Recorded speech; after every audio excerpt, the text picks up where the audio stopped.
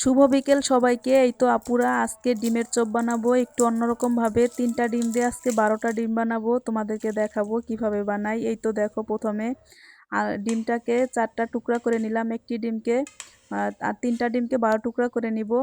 আর এখন আমি আলুটাকে সুন্দর করে আলুর চপের মতন করে ম্যাশ করে ভর্তা বানিয়ে নিব, যেইভাবে সেম আলু ভর্তা আমরা বানাই ওই আলুর চপের জন্য।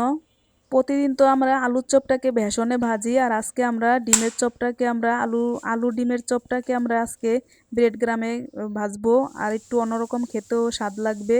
এই তো দেখো, এখন পেঁয়াজ কাঁচামরিচ ধনিয়া পাতা দিয়ে সুন্দর করে আমরা আলুর চপের মতন করেই ভর্তা বানিয়ে নিব।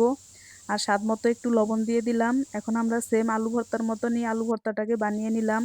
এখন কিছুটা আলু ভর্তা হাতে নিব, আর সাথে ভিতরে ডিমটা বসিয়ে আমরা একটি আনাম ডিমের শেপ দিয়ে আমরা বানিয়ে নিব।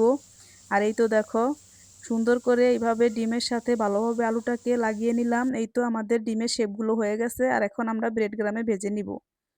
আর এই তো আমাদের আজকের এই ভিডিওটি কিরকম হয়েছে আপুরা কমেন্টে বলবে। আর আজকে এইভাবে কিন্তু বানালে খুবই মজা লাগে, তোমরা একদিন বাসায় ট্রাই করো। আর এই তো আমাদের 3টা ডিম দিয়ে আজকে 12টা ডিমের ম্যাজিক ইফতারি। ধন্যবাদ সবাইকে, শুভ বিকেল।